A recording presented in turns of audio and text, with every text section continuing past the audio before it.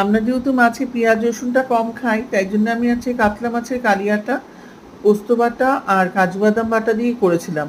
আর এই মাছের ঝোলটা শুধু যে ভাতের সঙ্গে তাই নয়, এটা ফ্রাইড রাইসের সঙ্গে পোলাওয়ের সঙ্গেও কিন্তু সমানভাবে খেতে খুব ভালো লাগে।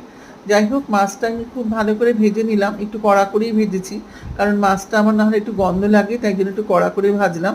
কড়াইতে সর্ষের তেল দিয়ে তার মধ্যে কালো জিরে, অল্প একটু আদা বাটা আর জিরে বাটা আর কাঁচা লঙ্কা দিয়ে ভালো করে নাড়াচাড়া দিয়ে স্বাদ মতো নুন, চিনি আর আন্দাজ মতন হলুদ দিয়ে মাছগুলোকে দিয়ে জল দিয়ে চাপা দিয়ে রাখলাম।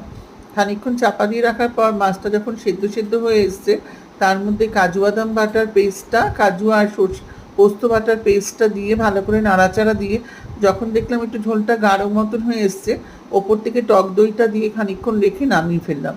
আমার এই মাছের ঝোলটা কিন্তু খেতে খুবই ভালো লেগেছিল। তোমরাও একবার বাড়িতে ট্রাই